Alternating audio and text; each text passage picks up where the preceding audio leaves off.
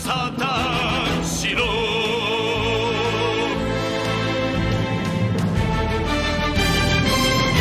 Hello, everybody, and welcome to episode 220 of the Saturn Studs podcast.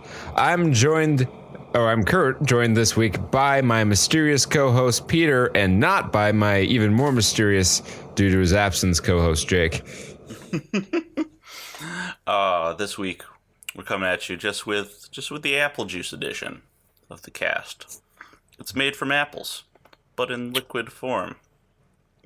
Apples, a regional food that doesn't spoil in a day. Looking at you, avocados. God damn it. That's right. You can keep apples in your glass, martini glass. And I can see it from my seat here, where we're coming at you live from Champion City. Yeah. So Jake we couldn't join us because he got psycho-fraculated. He did get fraculated.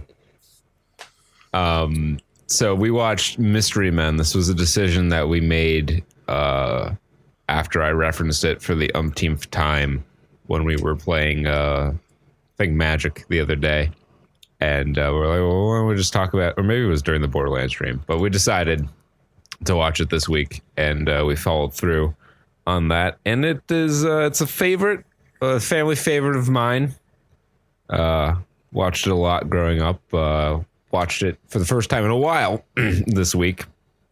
First time since we started the podcast, so with a more critical eye, and it's still good. I think it's a movie that's held back by its inexperienced director in a number of ways, but still solid.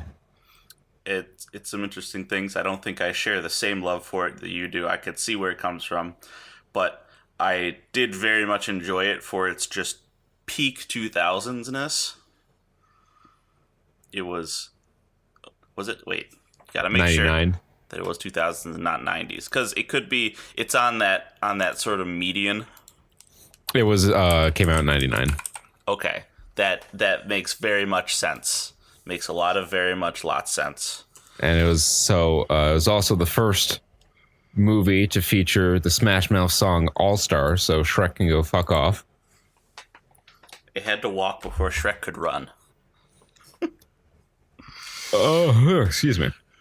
Yeah, so we'll have that to discuss, as well as all the usual departments: trailers, box office, and video games. And we will begin, as we typically do, with our trailer roundup segment, Tray Watch. And we've got a nice smattering of trailers here of movies that you will probably never go and see. Like, I don't know why the trailer game exploded this week. It was a weird energy this week, I gotta say. I was out on Thursday, and there was people out in the streets in my neighborhood. They were just walking around on the street when they normally don't do that as much. There were cars with music playing. I know this all sounds incredibly normal, but Still sounds very mundane. It's very different. It's very different from my usual day in my neighborhood. There was a random vintage used clothing store pop up, like next to my bodega. There was cop cars just like sitting on the other side of the block. They were walking around the neighborhood for some reason. There was perhaps an undercover car, which I don't think that was anything, but the guy at the counter is like, oh, man, maybe that was an undercover cop car. It was just like a white like minivan, like an SUV. I was like, I don't know if that's an undercover car. That'd be an interesting undercover cop in a minivan. They'd get me. I don't think I'd expect that. Yeah, real surprise. Now I have what trailer do you want to start with? There's just so many out. Geez, I don't know. Let's just throw a dart at the board and come up with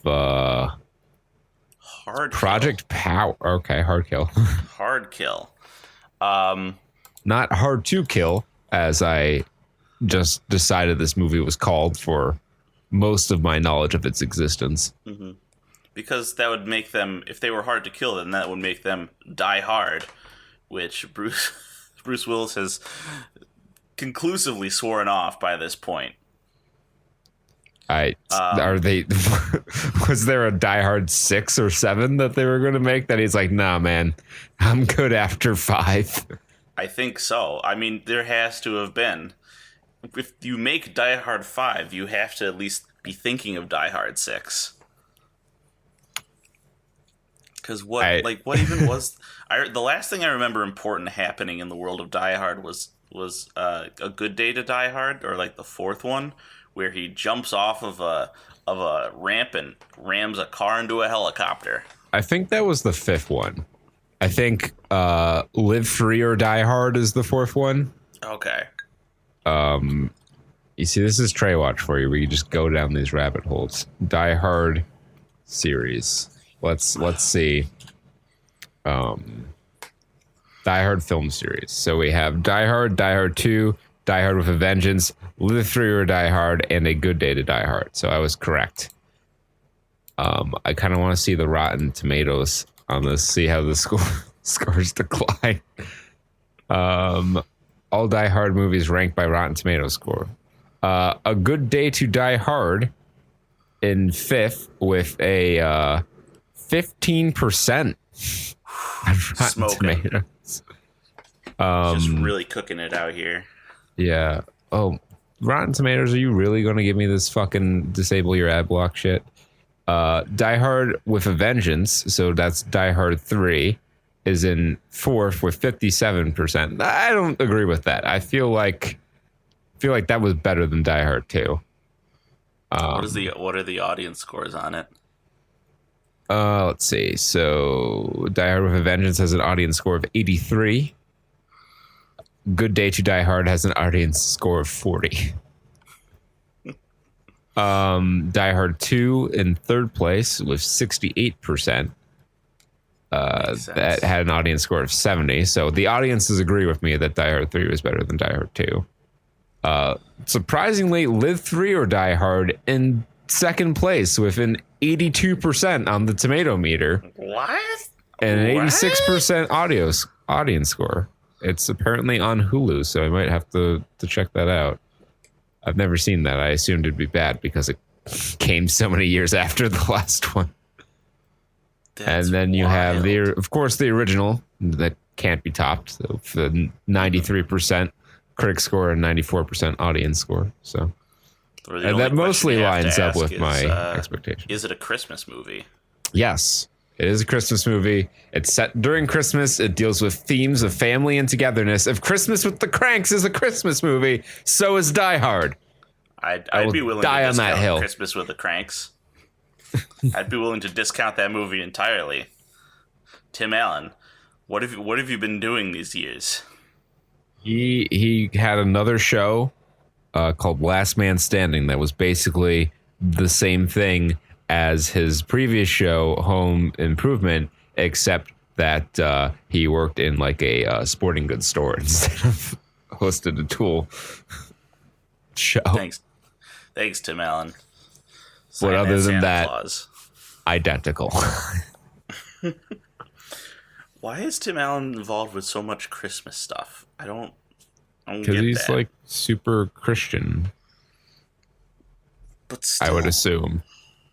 Then I feel like he would be in something like God's Not Dead, not the Santa Claus 3, the Jack Frost Wars, the Push Pop Chronicles.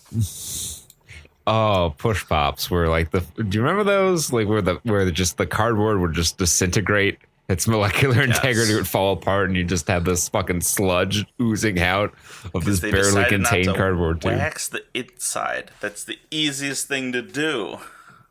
That would add a mere cent to its manufacturing cost. Don't you know, Kurt? The profit margins on push pops are razor thin. I mean, I believe it. They're barely selling them at cost. While we're talking about, wait, what happens in Hard Kill? Like, guy recruits Bruce Willis. Yeah, and then they all shoot each other. It's the same as every fucking movie that's ever been made. There's nothing really to discuss. It's old man action star recruited by younger action star for a team up where they shoot bad guys. And the bad guy is trying to hack something. Oh no, he's the partner. That's right. His name is the partner. And there's gonna be a line when Bruce Willis kills him. He goes, "Howdy, partner." And then everyone in the theater claps, but the theater is silent because there's no one going to this movie for sickness and also for other reasons. And other reasons. Next up, we've got Project Power, a Netflix movie coming August 14th. It is a bizarre cross between Limitless and, I guess, Chronicle. There's this street drug going around that gives you superpowers for 5 minutes, but one hit can kill you. So Jamie Foxx and his little friend are going to take it to fight bad guys, and Joseph Gordon-Levitt plays a cop. It doesn't seem like it has the potential to be decent, I think, but Netflix movies have a very spotty track record. Yeah, I feel there's a very good chance that this could just be the trailer and then everything else is awful. Yeah, the trailer shows way too much, as per usual with Netflix trailers in general. Mm-hmm. Now, this reminds me of not one, but 2 episodes of Static Shock. Relevant Static Shock references. I would watch these just to see how it compares. Now, there is one where there is a drug dealer who his power is to give other kids powers, and of course Richie, who's Virgil's his buddy, his eventual sidekick, but partner. Currently his powerless buddy. He's like, "I got powers now. Look, I'm so awesome. I can just be like you, Static Shock." He's like, "No, it's bad. You're like doing whatever he wants. He's got you under his control." It was more like power pimping than power pushing. Man could pimp out powers to his cronies. It was a great episode. I believe one man was he was the shovel. He had big, not the shoveler.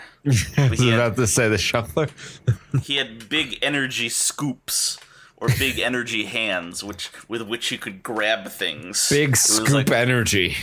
Big, like a low-level Green Lantern out here. And then the other one was with it was a rich white boy. So if you don't know, Static Shock, he got his powers when he stumbled into a gang war in the bad part of town, and a giant canister of mutagenic gas went off, and they called it the Big Bang. Yep, and gave the entire hood superpowers. But I think some people also died. Yeah, oh yeah, plenty of people fucking died, because sometimes you get the power of you turned into goop. It's not a power and more cancer. You get the power of degenerate cell mutation. Boy howdy. And there's that whole subplot with government fucking over impoverished neighborhoods. It was a show ahead of its time. Yeah, but in this episode, a rich white boy, he's like, I got bubble wrap with the power juice in it. So he pops a bubble and he turns into a superhero. He gets a random superpower for like 5 minutes. And Static Shock's like, "You're just a poser. What are you doing?" And he beats him in his own game, and then he pops all his bubbles and he turns into a fucking freaky monster. I remember that and episode. He's like, "All right, you get to go to jail now."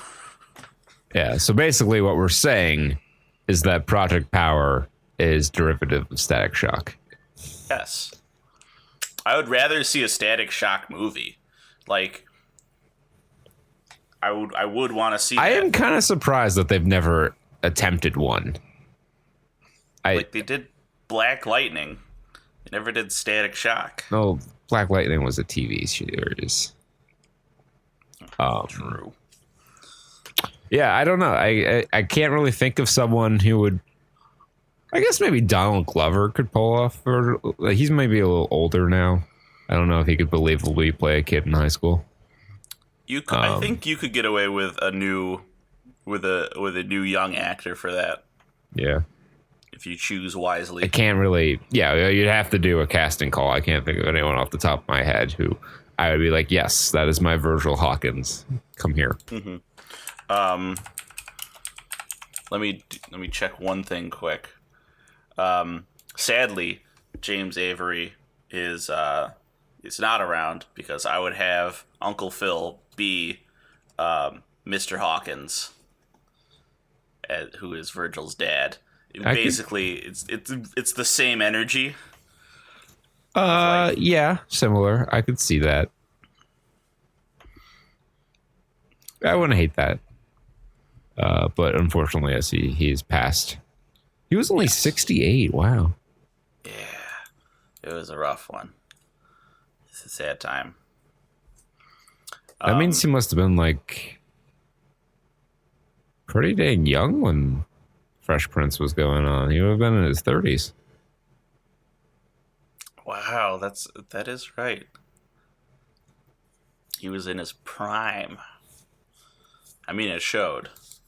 Yeah. For certain. Bring me Lucille. Jeffrey, break out Lucille. I can't picture that scene without Guile's theme playing. I don't even remember what the original song is. I think it's Soul Man. Mm-hmm. But I just always see da, da, da, da,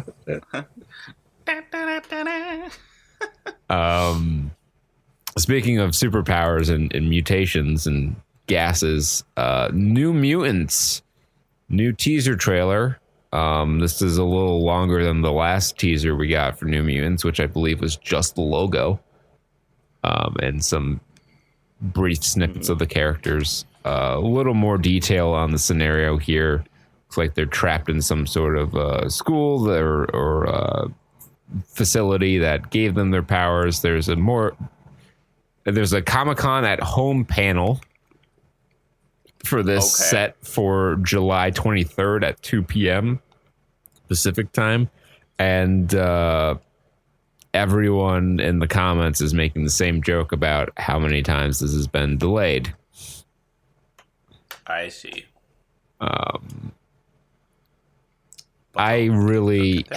don't have any strong. I thought it was interesting that they kind of like tried to go the horror route with New Mutants, and how they would do that with superpowered protagonists. And having seen the trailer or the teaser here, the answer seems to be they really didn't. There's some horror elements, but I would say it's probably going to be the same level of horror, heavy air quotes on that, as the first Hellboy movie. Maybe a little more psychological horror, but spooky. Yeah, more like an occult sort of vibe to it. Sort of like, yeah. Oh, look how weird it is, which I don't know. I hope that, in a weird way, there's a part of me that hopes this just continues to be delayed until Doctor Strange and the Dimension of Madness, or whatever the fuck it is, comes out, because that's supposed to be a horror movie, and I feel like they'll do something really weird with that, because it's Doctor Strange, them so kind of do whatever. I remember them kind of pulling back on the horror, calling it a horror movie. Because I remember everyone's like, oh, that'll be interesting. And then I think one of the Guns is doing that, right? Yeah. And he's like, oh, no. You see, it's not going to be like a horror. It's going to have like some Lovecraftian horror elements in it. Everyone was so excited. They wanted Doctor Strange wandering around like a haunted castle, fending off like scary zombies and demons. It's just so hard to do that. Do horror with like superpowers, because the whole sense of dread of a horror film comes from the helplessness of the people you're following. Mm-hmm. And now, I think there's a way to do it though. So there is a way, kind of a way. You just have to like have a really powerful villain that's also like super like horror themed. So I think I've talked about Halloween Horror Nights before when we've mentioned the Bill and Ted movie. So every year, Universal Orlando, and presumably Hollywood as well, does a multi-night event called Halloween Horror Nights during the month of October. Every night after a certain hour, the park, like, I think the park closes for like an hour while they like change everything over. And they set up all these really elaborate haunted houses and have, the scare actors running around, and they have these stage shows like the Bill and Ted show where they just kind of satirize everything going on in popular media. And one year they did, so Universal Hollywood or Orlando has the Isle of Adventures, and there's a Marvel superhero section of that park, which is really funny now that Disney, their main theme park competitor in Orlando, owns Marvel.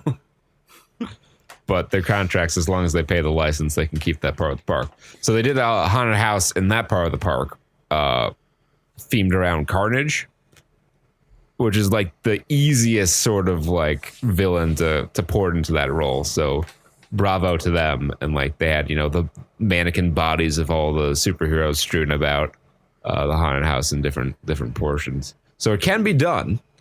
Oh, for sure. You just need to have the right sort of villain. Yeah, what I think. So there's that hunter, right, in the last movie, who's like, I'm gonna kill the wizards. I'm anti-magic or whatever. So he can be the main antagonist, and he can partner with some dark force or whatever. And you can have Doctor Strange, but I think the way you can incorporate the horror elements is that if you have like a damsel in distress or like a person in distress, who gets to be like, he has to go and find them in the dimension of madness, and they're like stuck being, jump scared forever until he could find them. And then he has to go through the thing, and he has all his magic powers so he can defeat the demons, but the bad guys conjure up you can conjure up the zombie images of the old Avengers, and you can, quick do a callback to the dead Avengers, like the zombie Iron Man suit comes up and comes at Doctor Strange. Yeah. They did. There was a series of comics, actually multiple series. They went back to this concept several times. Marvel Zombies. Mm-hmm. You could you fold that in. Yeah. So I'm on the Doctor Strange and the Multiverse of Madness IMDb page right now, and it's rumored, it's not confirmed, but supposedly Sam Raimi is going to get the chair on this. Which would be dirty boys. Very interesting. So Sam Raimi famously directed the Tobey Maguire Spider-Man trilogy, but before that, he also directed a couple of movies you may have heard of: Evil Dead 2, and Army of Darkness.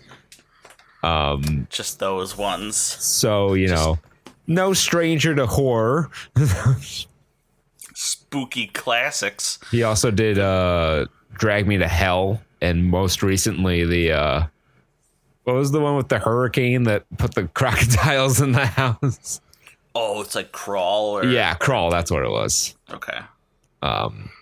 So yeah, he's got quite a horror track record. So if you were going, he's probably the perfect person to direct a superhero horror movie, because who else has so much experience directing both successful horror movies and successful superhero movies?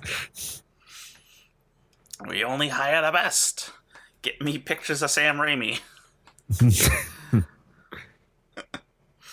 All right. Well, I'll talk quick about The Possessor while we're on the topic of spooky, scary stuff.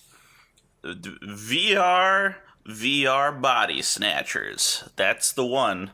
A lady lays down and they put a giant VR thing over her face, and I think she takes control of other people's bodies It's from it's Cronenberg, Brandon Cronenberg. Oh, okay. Now wait, why did I think it was David Cronenberg? Because David Cronenberg is the author, famous for, or the director, famous for all the crazy. He did The Fly. Okay. So like all the bizarre body horror is typically referred to as Cronenberg horror. Right. All right. So what the fuck did Brandon Cronenberg do? Oh, he did you know his last movie before this one was? Please speak continuously and describe your experiences as they come to you. In 2019. Oh wait, maybe David Cronenberg. Oh, it's his dad. So this is the son of David Cronenberg. So there's maybe two David Cronenbergs, because David Cronenberg, the one that turned up first when I searched the name, maybe I misspelled Cronenberg, was Bruce Banner as a child in the 2003 Hulk movie. So, oh yes, because it's C, not K. Yes, David Cronenberg. Why are there so many Cronenbergs? David Cronenberg with a C is the famous director of The Fly, and other sort of movies of that ilk. So Brandon is David's son. Yes. So this is he's got a few movies under his belt. So this is Nepotism, the movie. Maybe. I mean, probably, but this movie also doesn't look bad at the moment. It's one of the vague trailers. Oh, the mask looks like a plague mask. It's got the little the plague doctor mask. Yeah. But there's like, it's one of those things where there's just a montage of shots, and they're like, here, stitch them together in your mind. Here's a sex scene, but we put a blue light filter on the whole room. Interesting. So I kind of look forward. This might be the next one for weird people movies to go watch. This is another neon feature. The last one we talked about, I think, was She Dies Tomorrow last week. Yes, that seems like a neon movie for sure. This is another one in that lineup. Alrighty. Next up, we have The Secret Dare to Dream trailer 2. It is, from what I can tell, the same as The Secret Dare to Dream trailer number 1. I didn't care enough to go back to watch that trailer because I can only handle so much terrible Christian movie or motivational movie, self-help movie nonsense in my day. This is a book famous for saying that hurricane victims share a small, maybe unconscious desire to die. So plot is, I think, woman leaves her husband because she rear ends a guy who turns out to like introduce the secret to success into her life or some bullshit like that, and also there's a hurricane. Oh, good. That's just awful. That's just plain awful. Yeah. I don't know. I don't know what to say about that. I think next. I think Tim O sums up our feelings on that. So another movie where the guy does the right thing even under grave circumstances, and then some magic man comes and steals her away. Next up we have The Second.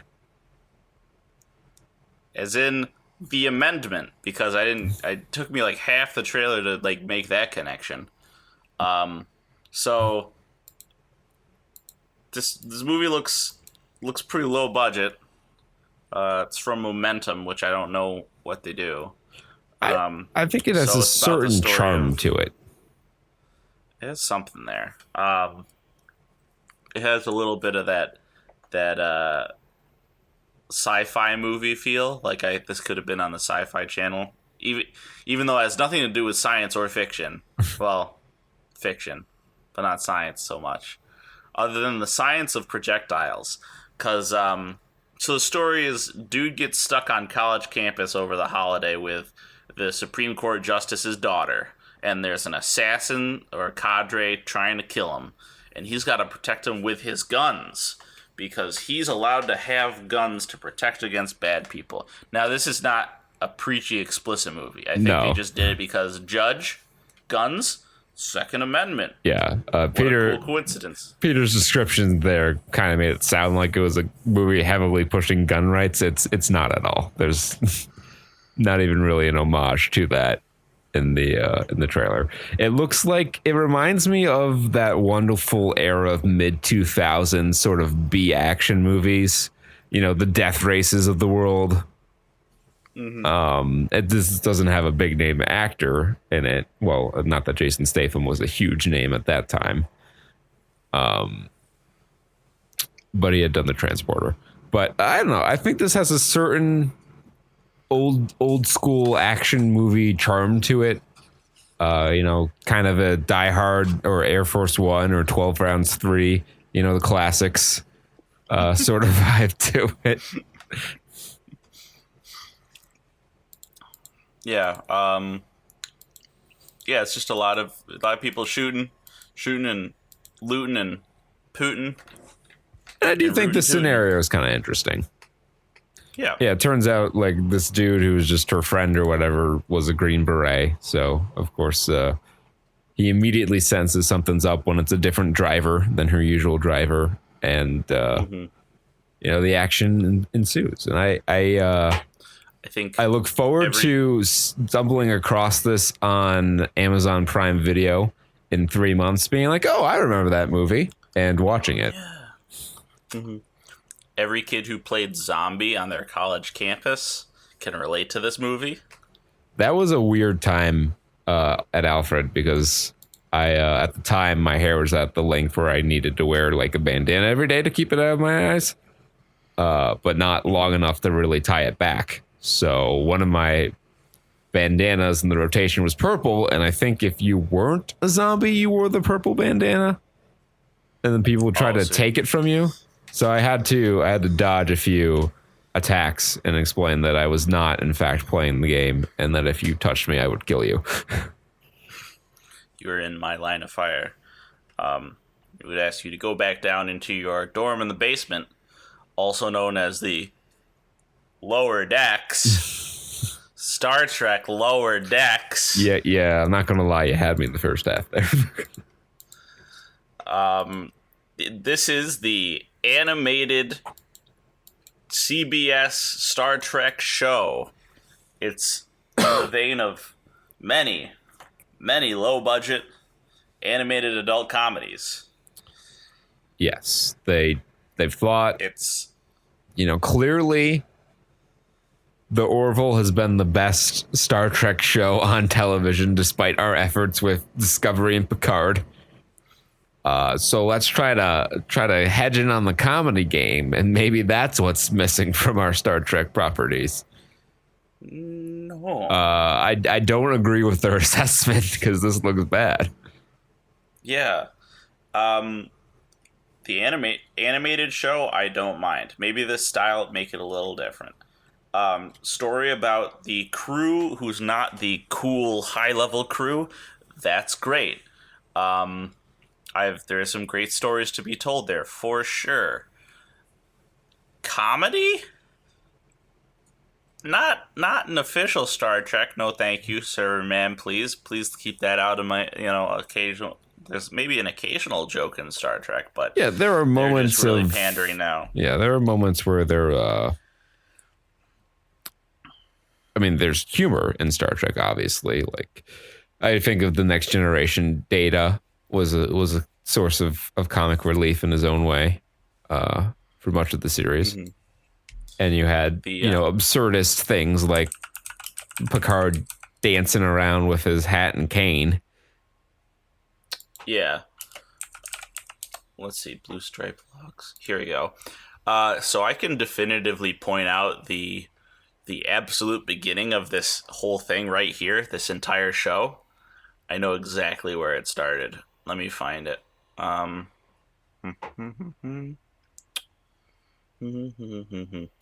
Yes, we're zooming back to 2006 here on the Something Awful forums. Sounds like you want to look up the. I think I've read this. Yes, it's a fairly famous article. Blue Stripe: The Life and Times of a Holodeck Janitor. I'll read for you one excerpt from it. It was just about a holodeck janitor and all this his gripes. Now I'm gonna read one particularly long excerpt, and you just, if any of you have watched the trailer for the show, you just make me think about it as you go. All right. Start date 42207, holodeck 4. Call reason occupant unconscious. If I had to pick one person to consider my arch enemy aboard the Enterprise, it is undoubtedly Commander William Riker.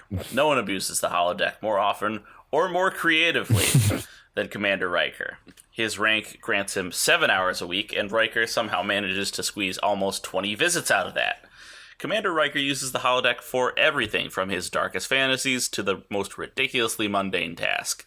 One day he'll be oil wrestling with kangaroos on top of a giant mattress, or making love to a duplicate of himself with huge breasts. The next day he'll show up in his bathrobe and use the holodeck to shower and shave himself. What makes me hate him is that Riker pays no attention to the rules about bodily fluids. He will use the holodeck just to go to the bathroom. He'll have a floating toilet made out of clouds, and he'll lay the biggest and smelliest deuce I've seen this side of the neutral zone. And then he'll just walk right out like he's allowed to do that. When I got this particular call, Riker had been at the tail end of one of his binge periods. His weight had skyrocketed up around 300, and he was trying to use the holodeck as a weight loss routine. Basically, he'd come in and gorge himself on anything he could think of. The man ate like a goat. He'd start with the pies and cakes, work his way through a half dozen pizzas and 10 bottles of beer. Then he'd finish by chewing up old belts and piles of weeds. When he was distended to the point of bursting, he'd just waddle out and the food would just poof, disappear from his stomach. This time, things didn't go so well. I got there and Riker's rolling around groaning, foaming at the mouth with a belly that looks like someone jammed a boulder inside. Turns out he'd been having mini strokes all week during his binges, and this one was a bit bigger than the others. He'd soiled himself, of course. He was naked, of course. And, of course, I had to start cleaning him up while a team from sickbay hurried down to the holodeck. Once I had most of the crap off of him, I dragged him out into the corridor. His swelling went down immediately, and by the time sickbay team arrived, he was sitting up and swearing like a sailor. Riker uses language salty enough to cure pork, and that particular day he repeatedly threatened to choke the eyes out of my sockets if I didn't get him a triple milkshake. Luckily, the sick team got there before he could make good on his threat and got him sealed and hauled in for surgery. I finished the cleanup in about a half an hour. Status resolved. So there's like 5 of these segments in this one article, and I am like 100% certain that this was the entirety of the inspiration for this entire show. I would not doubt it. But I would doubt the earnings at the box office. I'd bet the under in the follow-up here. We transition poorly to talking about box office results and spotlight a particular film that is new and relevant. So we were wondering last week, and for several weeks, where all the re-releases that we were hearing were making so much money were on Box Office Mojo, and why perhaps they weren't being reported. Apparently they are reported. So my theory about because they weren't released in the current year is just out the window, because the number one movie in America is the same number one movie of like probably this week in 1983 or whatever, I think.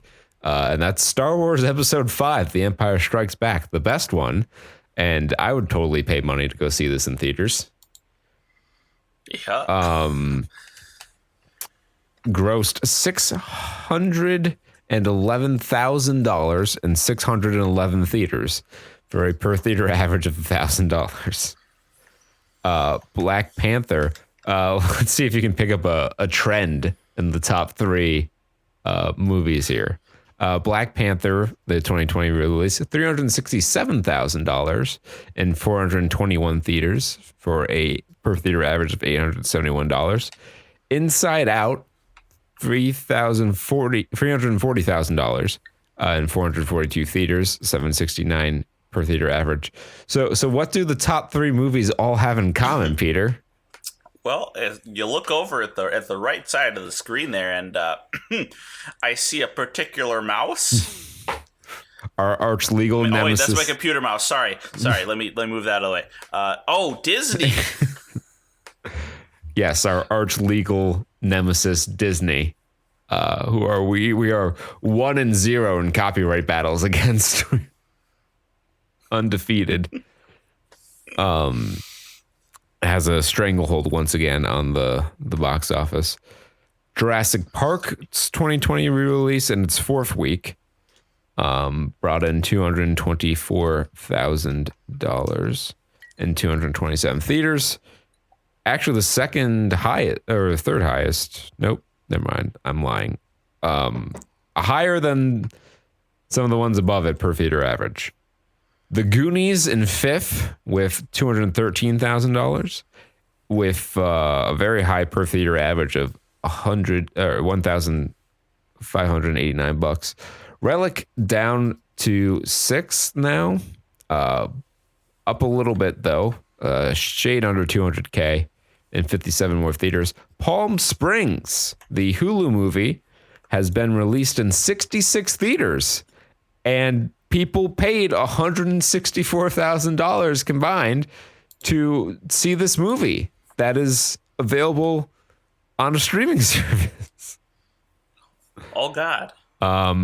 It actually had the highest per theater average of $2,484.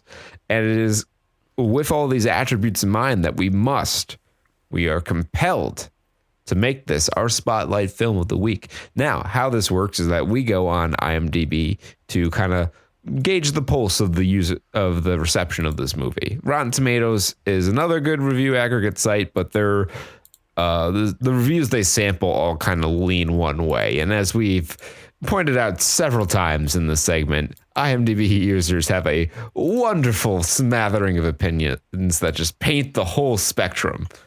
So how this normally works is I read a couple positive reviews, Jake reads a couple negative reviews, and Peter reads some middling reviews. But since Jake is not here, Peter and I are going to split his duties, and we will each pick a negative review to go with our typical assortment. Yes. I will begin. With a 10 out of 10 from Phil Vegas. No politics, 2 exclamation marks. No wokeness, 2 exclamation marks. Wish all movies were still made this way. From July 11th, 2020. I barely watch any new movies because everything has a political agenda, or needs to be woke. I don't want any politics, even if I agree with the politics. Palm Springs has 0 politics in the movie. Nothing woke, just overall a really funny movie. I highly suggest this movie. 2 out of 20 people found that helpful. I mean, that's actually a reasonable, as reviews go. I think that one that'll draw people in. Yeah, I was kind of surprised that the number was that low. Yeah. But on the other end, what do you got there, Kurt? Well, I'll tell you why it sucks. Movie Critic Online, which seems like a fairly reputable outlet, has a 1 out of 10 review that says, I am with the negative reviews, 2 periods into space.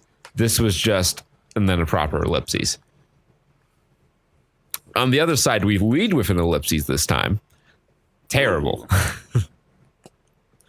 Obviously, the total ripoff of Groundhog Day. And that's its own sentence. Just adding another person to the time loop doesn't make it different enough to make it good. Plus, unnecessary comma, the acting was so atrocious. Everything was so over the top and forced trying to be funny. Can actors just act like they mean it? ? The lead actress was beyond bad. Then they had the extremely lazy exposition of how everything works. And there's a period inside the quotation marks for some reason. Oh, good. I have so many questions to why it made no sense.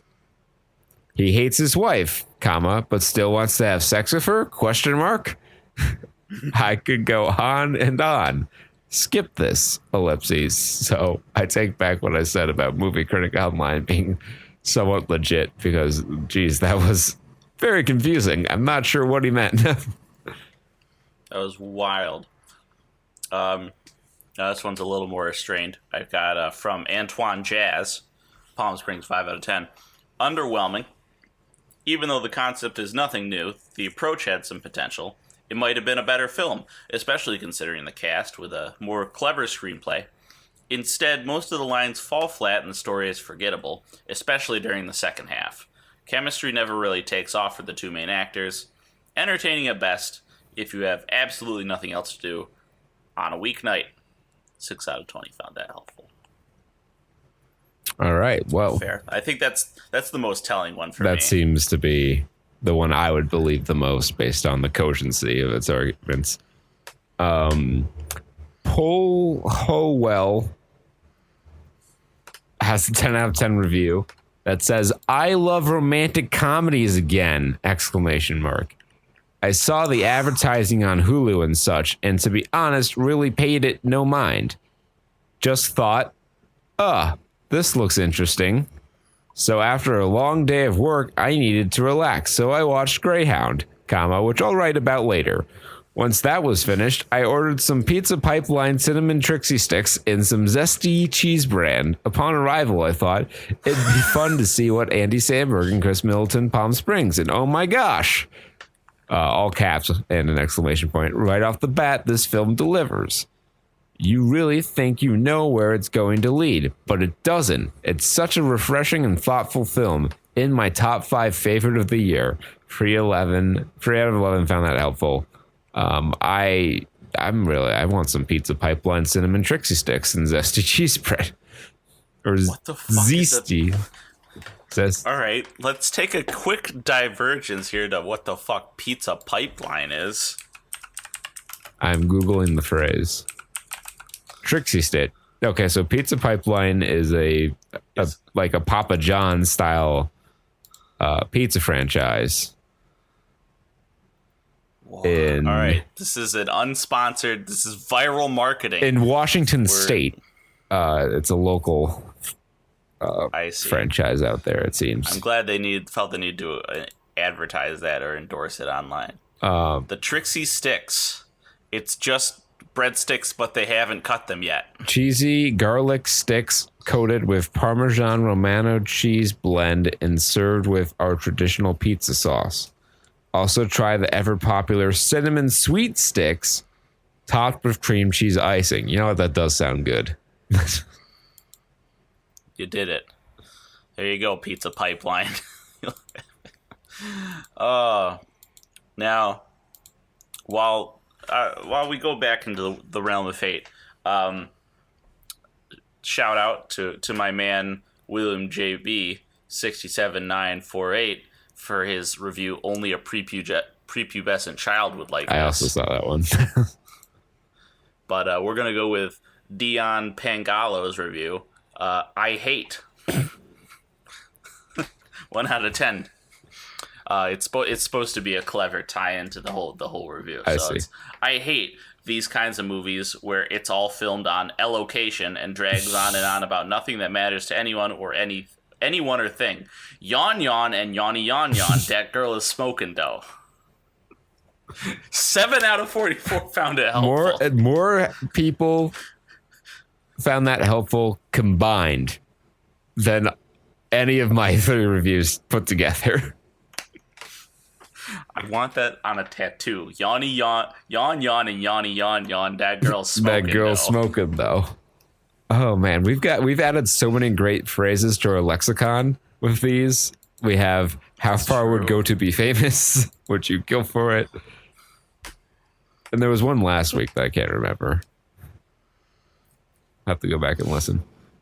Yeah. All right, close us out. And the last one, Legend is Alive, his review of Palm Springs, 5 out of 10. you wouldn't watch it again.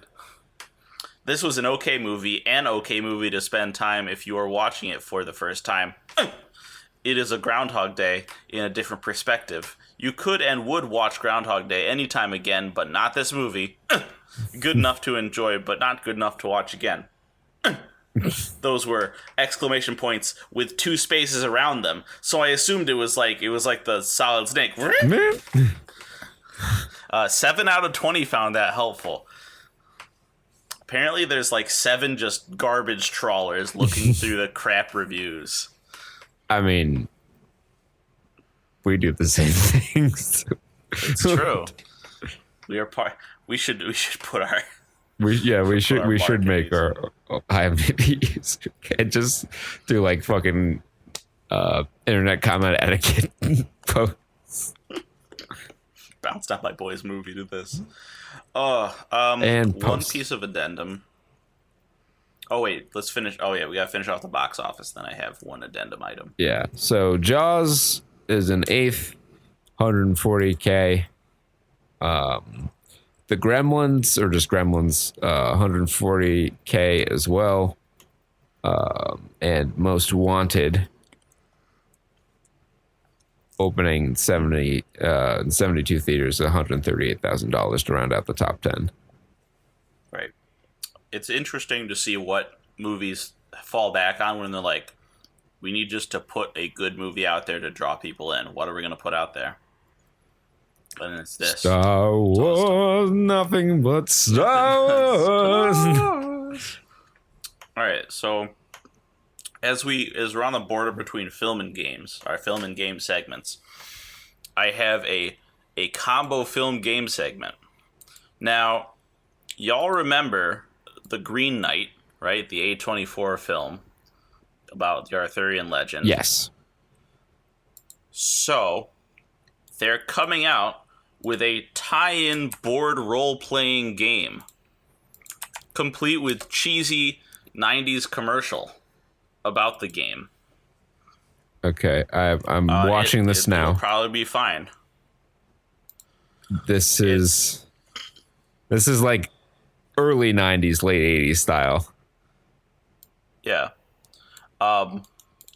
It looks like a fun like a Kickstarter backer bonus goal, just like for a movie though. Yeah. I don't know what prompted them to make this. I don't know what marketing, like where in marketing they're like, we need a tie-in game for this. I think it was just something that the people working on the film came up with while writing and making the movie. And A24 thought, tabletop gaming is kind of hot right now. I think we got a good idea here. Maybe we can make some money off of this. Yeah. And it doesn't look terrible. Like, I could see myself trying it. Condescending to its audience either. Yeah. So, I guess good marketing on their part, but yeah, it kind of reminds me of like Hero Quest or something like that. Yeah. But anyways, so let's move on to gaming news, shall we? We shall. So, keeping with our little movies to game connection, I know the one thing that everyone's been missing from the gaming industry for too long is the spiritual successor to Night Trap. And we had that teased. However, its release is now in question after the trailer drew significant ire from certain parts of the internet. It's really one of the more controversial things that happened in gaming this week. So there is a game being put out by Wale's Interactive. Okay. Called Gamer Girl.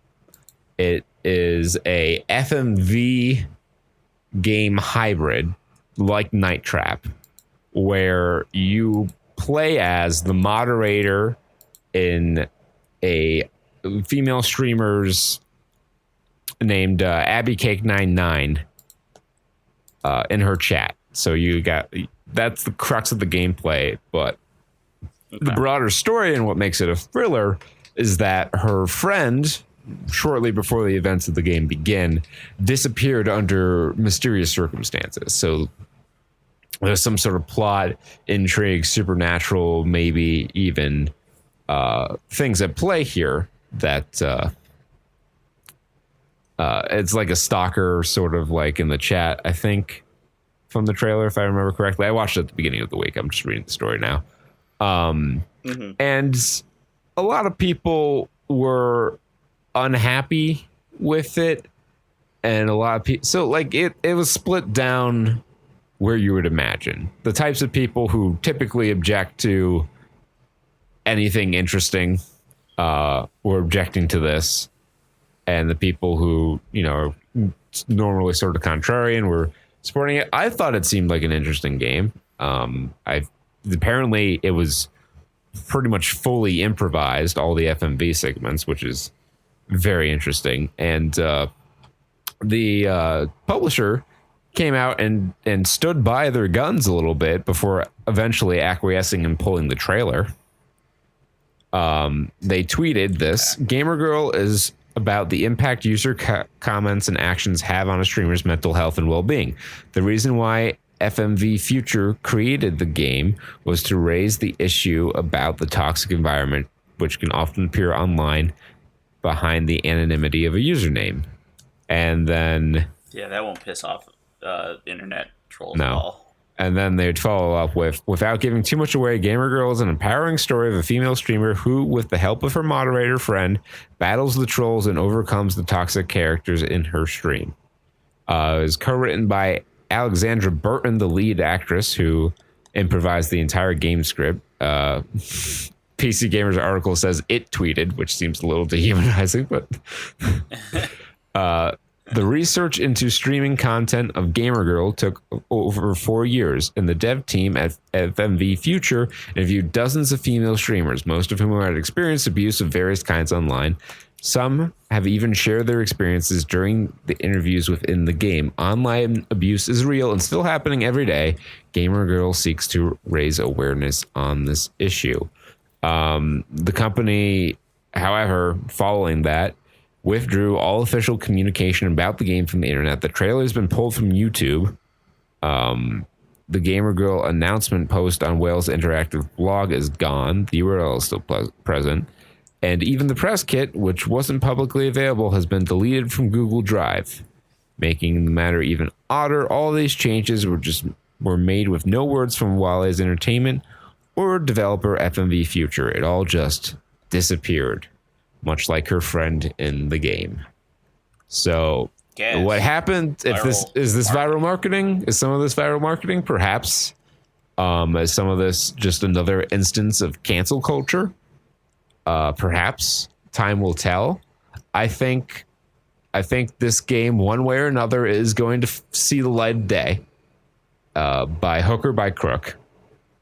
And I think we're going to, in a few years, be seeing a lot of very interesting video essays and, you know, like kind of documentary-esque things, like, you know, what happened with Gamer Girl, kind of like, you know, when YouTube first started getting big on gaming and everyone broke the whole Super Mario 2 conspiracy wide open, how it was just reskinned Doki Doki Panic, and the real Super Mario 2 was withheld from the West because Japanese developers thought it was too hard. I think we're in for some interesting stories coming out of this. Xbox Series X will support all Xbox One games except for Kinect games, so you'll be able to play 4 generations of games on the Xbox Series X on one day. So that's something I always appreciate about the Xbox brand in general, is they place a high premium on backwards compatibility. It's one of the things I like most about PC, is that I can play games from multiple decades on the same machine. Right. What am I thinking? I don't know. I heard Kinect and my brain just like, that's weird. Like, no, I definitely get why they wouldn't put Kinect games on the Xbox One S. I don't think it's compatible with Kinect, the new Xbox. Oh, it is compatible with Kinect? That's the important part for me, because as we've discussed, that's one of our more common talking points, is that Kinect has a lot of use, just not really as a games peripheral. Yeah. It was a very interesting piece of fantastic piece of technology. tech. Yes. Henry Cavill built a PC and the internet lost their fucking mind about it. It's really not that hard. But Kurt, he's hunky. Well, so am I. No one cares when I build a PC. You just need to get a CGI mustache. That might be the key. I can't afford ILM's fee to finish that on time. Is seemingly in response to review bombs for games like The Last of Us 2, Metacritic is making a controversial change, but one I think is good considering the nature of this. Is Metacritic is preventing users from submitting reviews of games on the day they're released, and I assume before release as well, which makes a certain degree of sense. So normally I'm not a fan of a platform like making an effort to suppress people's ability to share their opinions. But in this case, I think it's a reasonable exception to make because you're not going to get real reviews of the game on release day, or at least not any that are of significant merit. Like, you can't review a game, you can't get a good sense of a game if you've only played like an hour or two.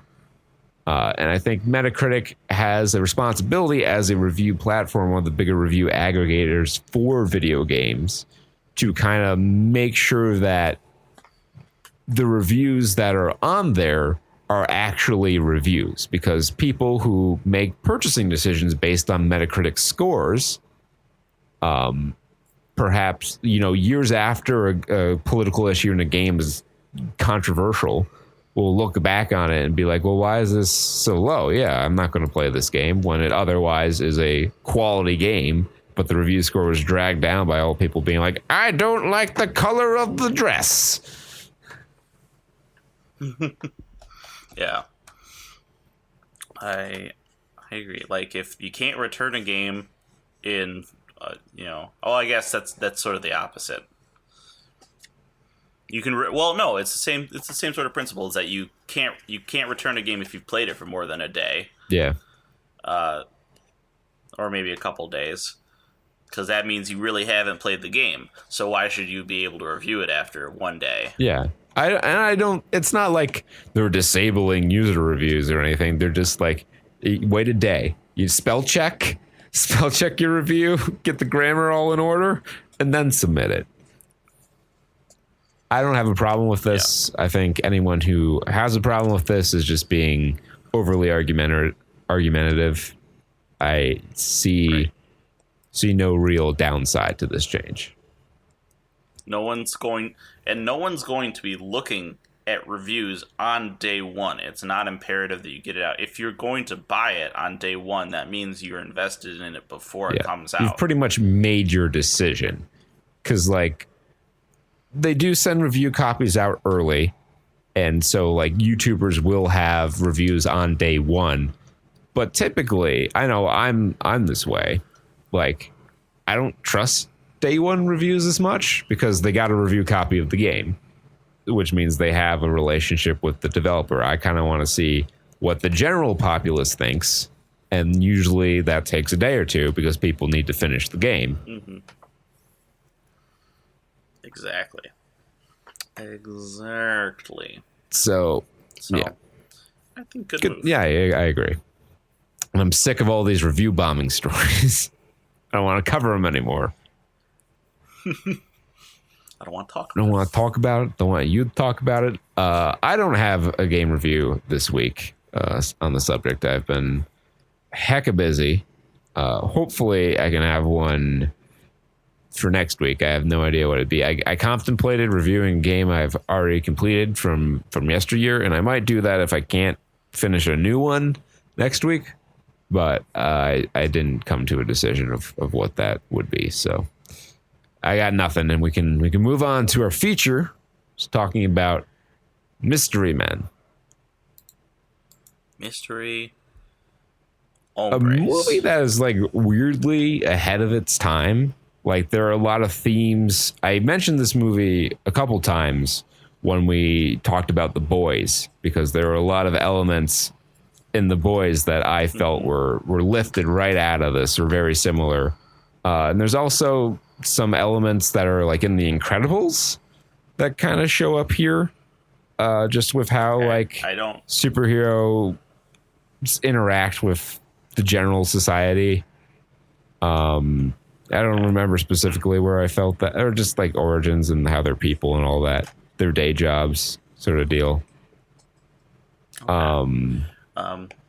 Now you do say this in ways this is ahead of its time. In other ways, this is firmly of its time. For sure. There's the 90s, the late 90s, early 2000s vibe comes off of this in waves. It just washes over you. When I saw a mannequin arm fall in a bowl of punch and the nasty wet punch just splashed everywhere and everyone, I'm like, this is 90s.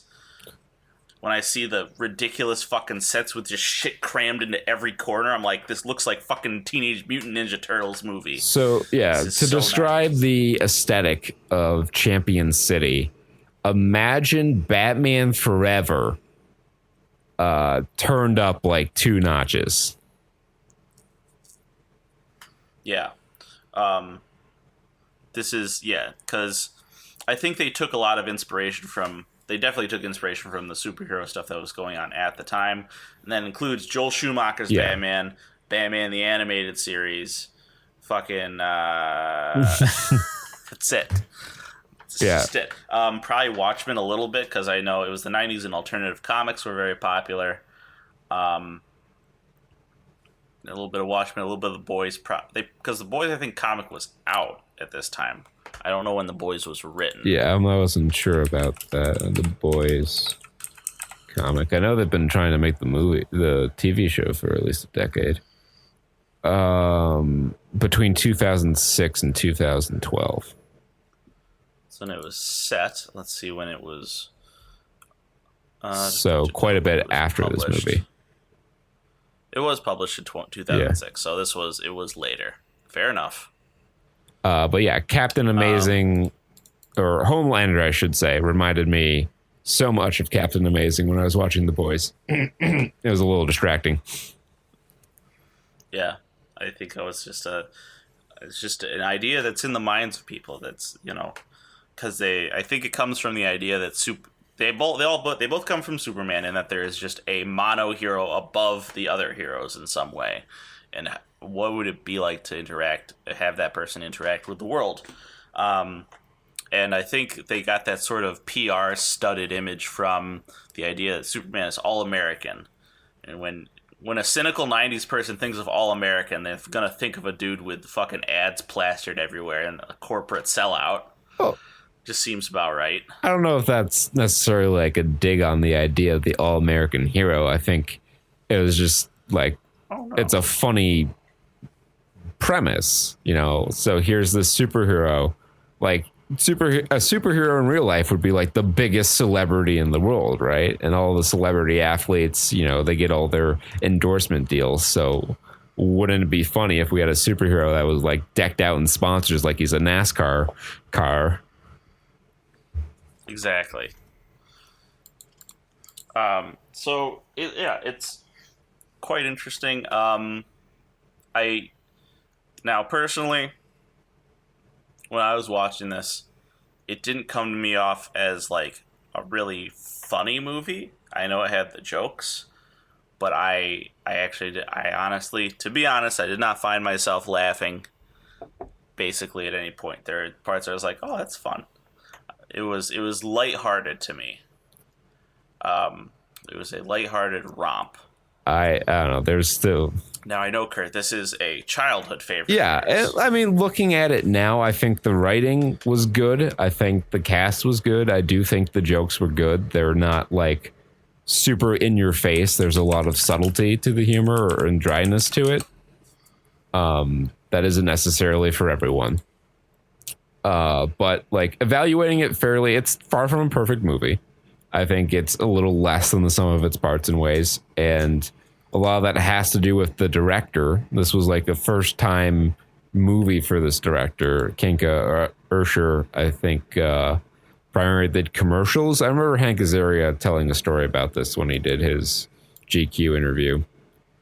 And like the production was a nightmare, and it showed very much in the, I think, the art direction a little bit, but like the actual directing held this movie back because it was very visually difficult to watch, and I think it didn't augment the performances and the writing.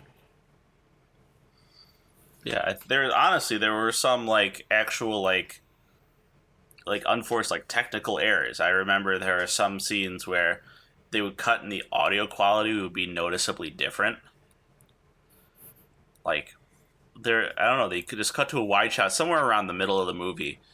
They were getting off of the bus or something, and it cuts to a wide shot, and then it almost sounds like it was like stage audio or like set audio that they picked up because it was like a lot bigger space sound, and their voices were a little more washed out. I was like, that's yeah, weird. that could have been like a decision the director made to kind of establish that it's a wider shot, guys. But you can see where people were trying. I'm looking at Captain Amazing's uniform right now, and if you look at his uniform, you'll see that his chest armor is the same as the shoveler's chest armor, like, and his bracers are also similar to Mr. Furious's bracers, in that they're both trying to be like Captain Amazing. Yeah, you know, there's some ideas about who they're aspiring to be in there. And it helps bring the general aesthetic of the film together in a movie where your three main characters are Mr. Furious, who's Ben Stiller in a leather jacket with junk attached to him, the Shoveler, who is my favorite. He's my favorite character as well. He's fantastic. William H. Macy killing it. William H. Macy with a hard hat and like I guess it's just football pads. It's a lacrosse vest, I believe. Oh, it's a lacrosse vest. Okay. And then you have the Blue Raja, who is dressed in his mother's quilt and throws her mother's cutlery. The Blue Raja, which that's one of those things you couldn't do it today. Hank Azaria as a British man in an Indian costume. I mean, I get as he says, if you know your history, it makes sense. Yes, and he tries to explain it a lot. Yeah. I'm like, shut up. Just. You also had Kel Mitchell, who kills it in this movie as the Invisible Boy. Yes. He has my favorite joke in the whole movie is when they go over to his house and he's like, "Dad, I'm going to my room with three strange men." just keeps reading. His dad just keeps reading. Oh, it's so good. And then who is the spleen? That's Pee Wee Herman. I don't remember his actual name. Oh my god. He is also good in the movie. Eddie Izzard is Tony Pete or Tony C. Okay. Janine Garofalo as the bowler. Mm-hmm. She gets a lot of time in that movie talking to a skull cast in resin. Which I swear is almost a prop from like the fucking Sabrina show. Now y'all remember the Sabrina show, the live action one? I was about to ask live action or animated. The live really action quiz you one, on your knowledge. Where she meets her real mom, but because of a curse that was placed on where they can't see each other because of like, I don't know, magical parental separation rights or some shit. The mom turns into a ball of wax and they have fun adventures walking around town as her as a ball of wax, and they ride like Sabrina's riding in a bike and the mom's in the fucking basket. Yeah, there might have been some parallel ideas going on. That episode probably aired around the same time as this movie came out. It's just I think goofy. Maybe this movie, I don't remember how much I liked it the first time I watched it, but on repeated viewings and you notice more of the subtlety and the humor, I think it gets better. It's not going to be for everyone. I accept that not everyone will will love this movie the same way I do, but I think it is a certainly passable superhero comedy that is certainly better than a lot of the shit we've watched lately. Yeah, I'll say that. One more cameo, one more side cameo, one or two. Michael Bay and CeeLo Green are in this Danger movie Mouse, yes, as actors as well. Wait, who's Danger He's Mouse? the other guy, Gnarls Barkley. So like half of the Goody Mob became Gnarls Barkley, and then CeeLo Green did a solo act. Oh, okay, gotcha. Okay. I was like, my brain was fried for a second because I forgot they were called the Goody Mob. Or in this movie, the Not So Goody Mob. Yeah. The fucking... Alright, so I gotta ask, like, the Susies, is that like a fucking... Is that a thing? I don't... Is that a weird slur thing? I don't know. think so. I always found that one... Because they're all, like, kabuki. I always found that one odd, because the Susies would make more sense as the, like, go-go girls. Right, but they're the furriers. Yeah. Now, if you're listening to us talk about this, yes, that's about how weird this movie is. It's certainly strange and absurdist.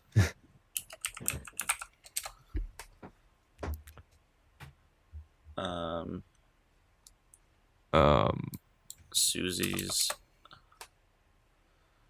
There's nothing that comes up immediately. So if it is something weird, it's got to be obscure. Really under the radar. Yeah, so it's a movie. They're the Shoveler, the Blue Raja, and Mr. Furious are fighting the Red Eyes, who are one of the city's many gangs, at an old folks' home. Well, I guess not even spoilers, but yeah, I'd say I'll just say recommendations here quick before we talk about the plot. I won't say spoilers because it's old movie. I don't care. Just watch it. I guess I'd recommend it as part of a greater superhero immersion experience. I'd certainly recommend it. Good context. Might not be your cup of tea, but I think there's a lot of good humor in here, and it's solid cast. So it's at least watchable. So yeah, the movie. This is like fucking wild opening. This is what I imagine if I was in the 90s and I just started watching Batman and Robin and didn't know about the legacy of that movie. That's what my reaction would have been, is like, what the fuck is going on? Because it pulls into this city, into Champion City, and it's not like any cityscape you've ever seen in a live action superhero movie. There's fucking blimps and there's like super towers and it's crazy cityscape, and then zooms into like a granny strip club bar thing, which I guess is the old people's home, but there's fucking pills on the bar rack, where the bartender would be handing them out. There's like a old person cabaret. Like it's so fucking weird. Yeah. And I like that it's weird. Yeah, no, I'm like, okay, this is where the movie wants me to be. I gotcha. I got it, because then like you said, the Red Eyes burst in, and they're just called because they have red eyes. And then our heroes show up, and they fight the Red Eyes with mixed results. It doesn't go too well for them. Then Captain Amazing shows up, saves the day within seconds, and then his publicist greets him with a towel, and they answer questions of the press. And this is where they get into all the gags about the corporate sponsorship. And as he's being whisked away in the limo, he's like, yeah, tonight wasn't good. Yeah. I'll make a small comment on his uniform, that those sponsorships, they're on the puffy plastic sticker decals, which is so fucking late 90s. It's not even funny. I remember we still have the cabinet where my sister has slapped like 20 of those kind of stickers, that they're all Spice Girls stickers, the puffy plastic ones. You can still find them to this day. It will never leave my mind. Like, who made those? Who decided that was the way they should go? With your little, I don't even know. What's the purpose? You stick them on stuff. Stack. Put them on your trapper Stick, keeper. stack, stuck, do. Oh, do you remember? All right. A little nostalgia trip. Do you remember the pencil cases that were the plastic clamshells with the bottom side was frosted clear plastic or frosted uncolored plastic, and the top side was colored the plastic bumps, with the bumps? Of course. Fuck. All right. Let's make a starter pack. We'll put it on Reddit. We'll get a gajillion upvotes. All that karma. No one man should have all that karma. Yeah. So Casanova Frankenstein was one of Captain Amazing's greatest enemies, and in an attempt to rekindle the glory days, he concocts a scheme to release him from his mental hospital bondage and what is the equivalent of Arkham Asylum. So he goes in, he reads his grocery list while making a speech. I feel bad that when he walked in and they didn't refer to him as Captain Amazing. They're like, "Oh, it's Lance." He's like, "I got a letter from Captain Amazing." I was like, "Oh yeah, their secret identities are a thing." I feel like that's something that's been sort of thrown to the side at least a bit in modern superhero. Yeah, because they're all like, you're so embedded with the hero, right? And they're like hero teams and hero compounds where everyone knows that they're like a superhero. So there really hasn't been much need for that. The only ones that I can think of that kind of placed an emphasis on it, and really to a much lesser degree, and that's one of the things I dislike about Spider-Man movies in general, because everyone just finds out who Spider-Man is by the end of the first movie. Yeah. But the Tom Holland Spider-Man movies did it a little bit. Mm-hmm. Yeah, it's an important part of his character. Like, I really honestly thought that they would have just been referring to him as Captain Amazing. It's like, oh, hey, Captain Amazing. Like, he would have just been a person to sit on the board. Yeah. You know, he's like in the government offices. He's just like a counselor or whatever. He's on the asylum board. He's like, oh, hey, you're just in our government. Whatever. But nope. He went in under the guise of his alter ego and sprung Casanova Frankenstein, who immediately on the first night blows up the mental hospital and captures Captain Amazing. Mm-hmm. Well, he lures Captain Amazing in. So at the same time, before they are the Mystery Men, the founding members, they're at the diner, sort of lamenting their loss, and you set up the romance angle between Ben Stiller and the waitress, who was really underwritten. That felt like very forced. I don't know that other than the payoff in the climax, and that's another thing this movie does that you have to give it credit for, is that it sets things up and then it pays them off later. Yes. Which is a hallmark of good storytelling. Now, the implied joke, which probably would have landed better for me if, when I was younger in the 90s, is that these superheroes are weird and offbeat and all that jazz. But in the current day and age, there are very many stories about offbeat and weird superheroes.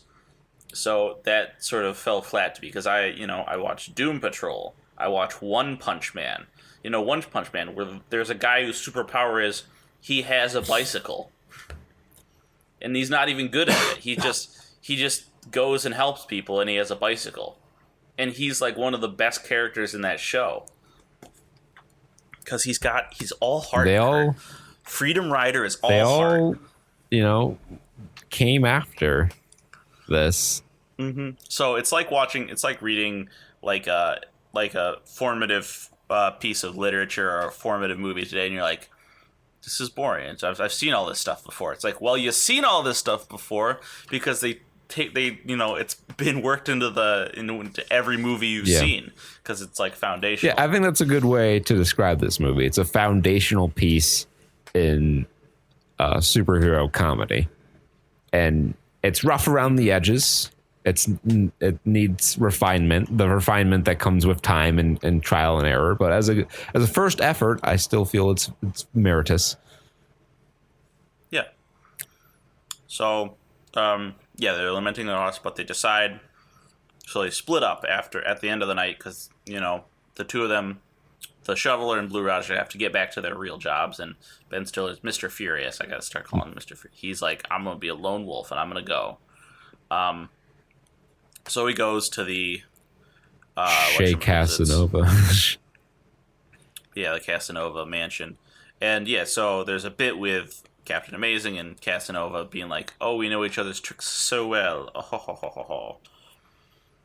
But he gets done in by a walkie-talkie with sleeping gas in it.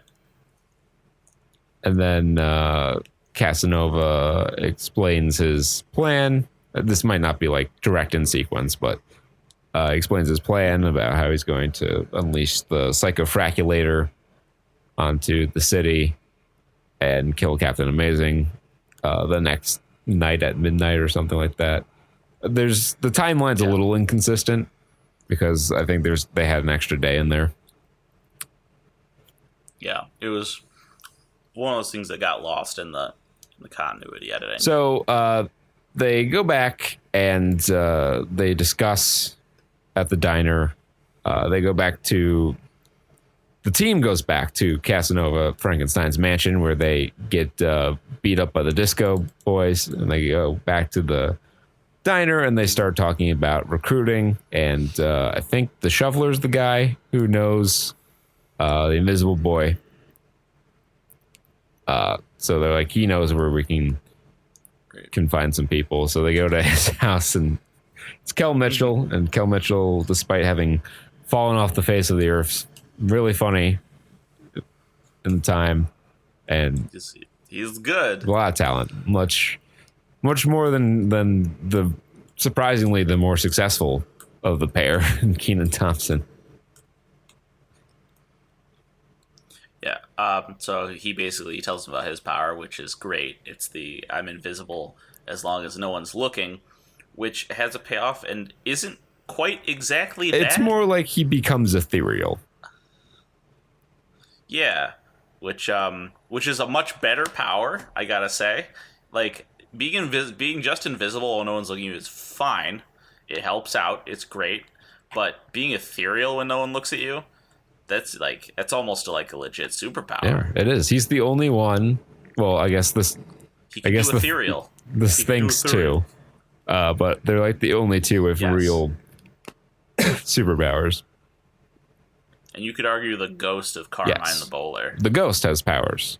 The bowler does not. That's my distinction. Yes. And I loved the backstory of that. Yes, police say he fell down an elevator shaft onto some bullets. I always suspected a bit of foul play, so as have I.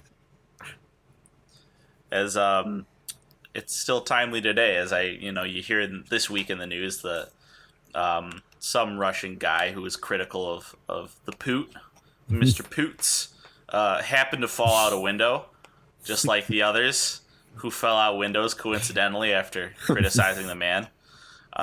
They like their style. They like to do a little pizzazz. You put a little polonium in their tea, you defenestrate them a little bit. Oh, it's just a good time. Everyone knows, you got to put your real style into it. Put your zazz on it. I'm sure they have a couple.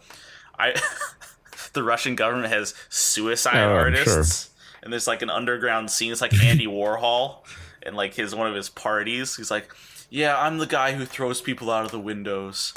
Oh, it's so beautiful seeing them go through that. It's a natural frame, really. Yeah. All right, so they do the recruitment drive, and we see some cameos of some. It's just a '90s pool party. Before they were famous people in there. Dane Cook has a cameo as the Waffler.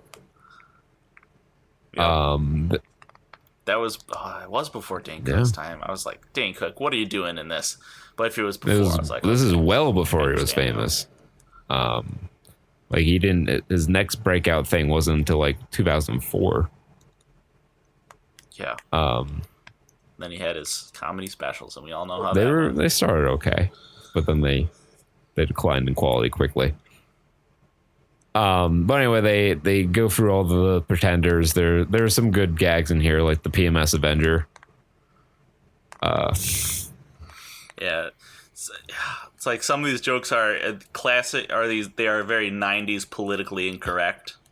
Where it's like, gotcha. It wouldn't fly today, but it's not like really offensive. Mm-hmm.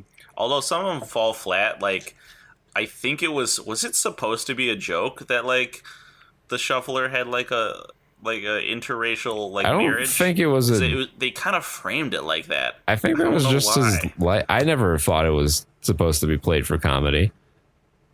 I just felt like I wasn't sure. They decided that they were going to be a new millennium style couple and that they could be interracial, which is fantastic. Because like the thing that gave me like weird vibes was that maybe it was just that they needed to keep people from being shocked by it. Because like he walks into his house after the first night. He walks into his home. It's like, oh, he's a family man. He works he's a father. And he walks in, but as he leaves the frame, it pans over to the family portrait, and it holds on it for a second, as if it's like significant. But they already told you that he's a family man because he drives into a suburban house with toys in the yard and stuff. So I feel like the only reason they held on that shot was to let the audience like soak in that like that was the composition of the family. I don't know. It was a really weird shot, and it threw me off for the rest of the movie. But it is. I like his dynamic. Like he's just like a family man. He's very blunt and straightforward, and he's like, "Honey, I have to save the city." She's like, "I'm gonna divorce you." If one more man falls, if someone vomits in my pool, I'm gonna divorce you. Yeah, that's fair. I know. He just takes it. He's just like, that's why. He's my spirit animal. The shoveler is my spirit. Yeah, he's animal. one of the more relatable characters because he's what a large portion of the audience like sees themselves as, even if they're more akin to Mr. Furious or the Blue Raja, where he's just the hardworking, honest, straight shooting family man. He's got a strong moral compass and a heart of gold. And he never shuffles in the movie. He shovels a disco guy right out the window. Okay. He defenestrates a guy via shoveling. He doesn't move. The only dirt he moves is human dirt. If they hired you as their publicist for $450, then you would have given him that line. There's a lot of Hank Azaria. He just like fork sounds like fuck, so we're gonna make a bunch of those puns. I think he only did it twice, didn't he? Fuck you. Yeah, probably only twice, but he makes a fork lot puns. Yes, there are a lot of fork puns. I will give you that, but I think only one or two revolved around its similarity to fuck in the British accent. Mm-hmm. At the end of the recruitment drive, Janine Garofalo shows up with her magic bowling ball, and then they decide that they can recruit her. So they have a decent sized cadre at this point. It's the Spleen, Visible Boy, in the original three, and now the bowler. And it's I would say reasonably competent given like in the context of other superhero media. I'm like, yeah, no, the team they all have solid powers. They work together. Sure. Again, I'll quote One Punch Man for ineffective superheroes, where some of the guys' superpowers is that they wear tank tops and they can maybe put a guy in a chokehold, and that's their power. We kind of glossed over the Spleen, so the Spleen shows up when they're getting names from the Invisible Boy, and he wants to be included. And his power, or he was cursed by a gypsy to have persistent and potent flatulence that he has since learned to weaponize. Yes, it's great. Pee Wee Herman does a fucking standout job. Yeah. So they have the team set, and they go back or they are driving along to their destination, and they see Casanova Frankenstein's stretch Corvette limo. which is interesting. Also interesting is that they showed it as having a metal body when Corvettes famously have plastic bodies. Yes. I don't think they actually ever had a Corvette stretch limo because of the way the cameras are. They showed the limo part and they showed the vet part, but they never showed them together. Oh, that's possible. I don't think there may have been a couple shots, but from what I could tell, those were all shot separately, so they could kind of imply the idea. Which is a good way to work around it. They catch up in their junky like 50s. It's just a station car. wagon. It's like the old deuce and a quarter. Yeah, it's a station wagon. Yeah. And they have a reasonable time of dealing with. They interrogate him.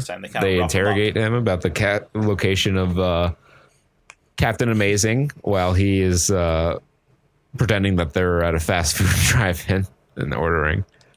And then they kick a little ass. They have the spleen launch a salvo of farts in there. The bowler goes through the window. They have the shovelers banging on the car, and Mr. Furious is doing a whole lot of nothing, as is his wont in life. Yep. I heard I can't find the fan theory. I've been searching for a fan theory that was on Reddit somewhere that he did have a subtle superpower, but I can't find that fan theory.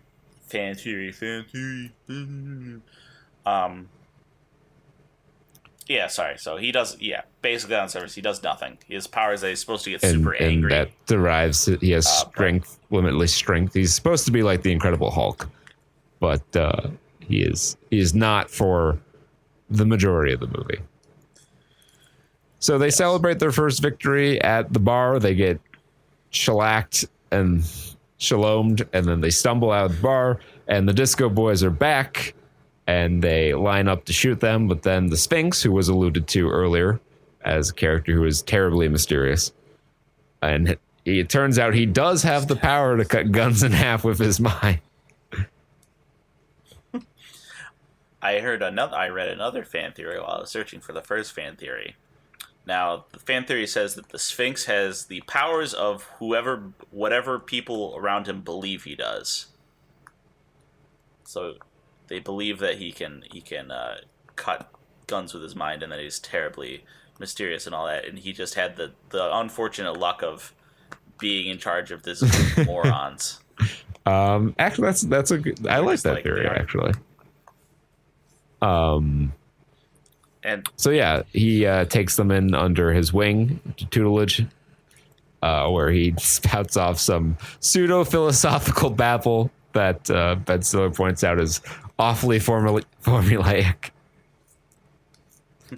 You script the flip, and then you flip the script. Yeah. But there's some there are some things I liked in the training scenes, like how many weapons do you wield? You must lash out with all limbs like the octopus who plays the drums. Because it just comes out of nowhere, all this like sort of like pretentious and deep shit, and then the octopus who plays the drums. There's training montage, and then there's descent within the ranks. And Ben Stiller goes off on his own, and then his girlfriend, pseudo girlfriend, that relationship progresses very quickly. They go from not liking each other to being deeply in love by the end of the movie, and like they really only start setting the wheels in motion halfway through the movie, so it comes very sudden. But she convinces him to go back and apologize. And they do that, and they go once again to Casanova Frankenstein's place to attempt a rescue mission of Captain Amazing. It does not go well. Blue Raja is fanboying over him and distracting him while he's trying to explain how to deactivate the weapon. And then he repeats an instruction that he shouldn't have repeated, and he gets fried. Mm-hmm. At some point in this, they get confronted by the Disco Boys, and they just have guns, I think we missed that part where they're just like, we Oh, just that have was the guns. first time they went That there. was the first time. They're like, what does guns have to do with disco? Your There's no theming's all theme at over the all. place. If it's gonna be a chain, just make it a gold chain. That's just off the top of my head. That's the one they first get beat up by them. But as they keep getting confronted, they feel that they need some firepower. So they go see Yes, Dr. Dr. A. Heller. Who I enjoy Dr. Heller as a character. He's a very bizarre Tom Waits-esque character who specializes in non-lethal weaponry. Things such as a tornado in a can, a blame thrower, which is my favorite. And the clothes shrinker. Now I feel that they use that. See, now they use that in the weird pervy way. Yeah. When they did it, like they shrunk the clothes of like the furrier girls, when they should have done it to the disco boys, or they tried it. They should have done a joke where they tried it on the disco boys, and they're like, "Our pants are tight enough already," because disco people have tight pants. That's a joke. You ever been to a disco? Yeah. Well, they went with the other joke where boners are pants shrinking. Yes. Which product of the time. So the rescue mission is a complete failure, and they learn of the plan with the psychofraculator. They go back to Dr. Heller again to discuss what their options are. I think we talked about that slightly out of sequence. They went to Dr. Heller the first time after Ben Stiller left. Mr. Furious left. Right. Because they need more firepower. And then they go back to him afterwards, and William H. Macy gives a great speech revolving around egg salad, and it's loaded. Fuck, I love that where he's just making the fucking egg salad as they go. It's loaded with cholesterol. The wife won't let me touch it. So do we save Captain Amazing, or do I eat this sandwich? So good. Yeah, and then they deck out the Herkimer battle jitney, which is described as the finest piece of non-lethal military craft ever. The climax kicks off. It's the assault on Casanova Frankenstein's fortress, and manor. We have the reveal that yes, indeed, Invisible Boy does have superpowers. He becomes ethereal, so all his clothes drop off, and he deactivates the first laser defense. And they do the gag about him being naked, and they move on. He does the quickest change I've ever seen back into his superhero. Yes. They shrink the furry girls, and then the Susies are taken out by the detachment of Spleen and Invisible Boy. Yeah. He gets shot in the butt. He's like, I'm ahead. It'll do. They also have the electromagnet, which takes care of the whole gun problem. So they wrote around that. It just takes the guns and like some chandeliers. Well, there's some jewelry too. Yeah, it should have taken more, but some jewelry. Yeah. I think they established enough. That's fine. It's fine. We have other things to worry about because we never talked about what the psychofraculator does. It turns like your hallucinations into reality and fries your brain from the inside out. But they also just decided to pair it with a really fucking gruesome effect. Some classic like putty person stretch that shit out. Set the SFX department. We'll just make a gross out death Captain. The Super Mario 64 technology. Head deform, yeah. They're like, they just called in the guys from the thing, and they're just like, here's the movie. Just do what you do. And they're like, say no more, fam. Yeah. So, it like the beam ray starts going off as they finally get to the center, and it starts wonkalifying the city. Everything's going wacky. Bowler gets a revenge on Tony C in here, and then the bowling ball is their last hope to stop the beam, and it works. Also in here, Well, Ben Stiller's superpower appears, they capture Monica off screen, which they do set up because when he walked her home, the Disco Boys were sitting outside her apartment. Well, yes, it's true. So yeah, his rage actually activates, and the one scene I remember from this movie when I was a kid was with when the Blue Raja throws the forks for him to climb up, at the wall, and he climbs up them. That's literally the only scene of this movie I remember. I remember Mystery Men, and it was that's a pretty emblematic scene. Yes. So he does the whooshy finger hold on Casanova. Again, everyone just ripped off this movie. It was a foundational work in Western media. Yeah, so he beats up It's very on theme. Casanova Frankenstein, who gets fraculated. And then they deploy the bowling ball and win the day. And then the media greets them, and they do the fake out with the being declared the mystery men by the Sphinx. But then he says the Super Squad, All-Star plays, credits roll, and we all... What are we, some kind of mystery men? And that concludes the broadcast day. Yeah, that was it. I will not disagree that this is a very quotable movie. It's a movie with a lot of things that'll just stick in your head. We will likely be quoting this all tonight. There will never not be an opportunity to quote Mystery Men. It's like it's not quite to the level of my my Seinfeld quote database, where I have a relevant Seinfeld quote for literally every situation you could possibly imagine.